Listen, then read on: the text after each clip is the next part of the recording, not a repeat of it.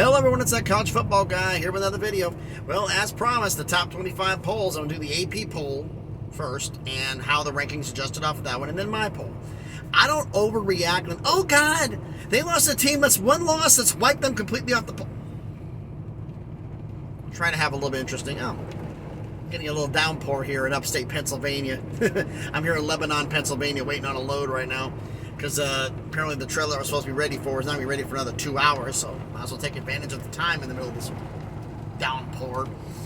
But anyway, let's get to the AP Top 25. You can hear me over the rain.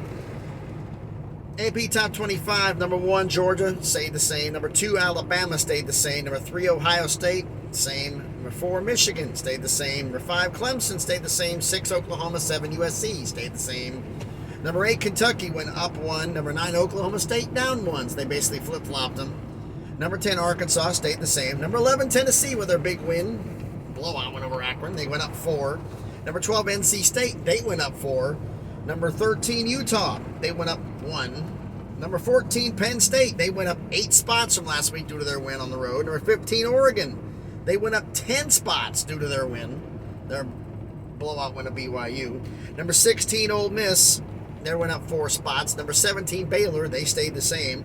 Number 18, Washington, debuting in the top 25. Number 19, BYU, down 7. Number 20, Florida, down 2. Number 21, Wake Forest, down 2. Number 22, Texas, down 1. Number 23, Texas A&M, up 1. 24, Pitt, down 1. 25, Miami, down 12. But they still kept them in the poll. Well, putting Washington in and not anybody else in. Okay, fine. My poll, what changed? Well, 2 schools left my poll. I took Miami out, and I had Marshall last week as the 24th team in the country. They lost to Bowling Green in overtime, so they're out of the top 25. But we have 2 new teams coming in. So my 1 through 10 didn't change.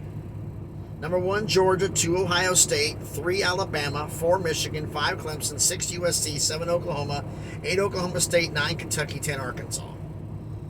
Number 11, to Arkansas, they had their win first off. Arkansas, the win was kind of close, but it's still a win. I'm not going to just overreact because, they only won by 17 instead of by 70. Right. And an L makes any difference if you lose it by 5 or by 50? If it's spinning. It's a win is a win, but I'm going to give more credit for blowout wins. But the fact is, since nobody above them lost, I can't bring them down. And the guys, a lot of the ones right below them dropped off, like Miami. But number 11, I have Utah, up 2 spots from last week with a win. Number 12, Tennessee, up 3 spots with their win. Number 13 is NC State, they're up 3. Number 14, Baylor, they're up 3. Wins, number 15, Texas A&M. With their win over Miami, they have 7 spots in my poll from last week. Number 16, Ole Miss. They went up 4 spots. Number 17, Florida. There's a close game with USF, and they came back and won, but I'm giving them a little bit of credit. I'm going to give them up 1.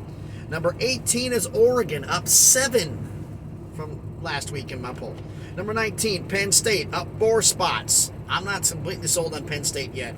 Number 20, Pitt, up 3 spots. Number 21, Wake Forest. I'm worried about them.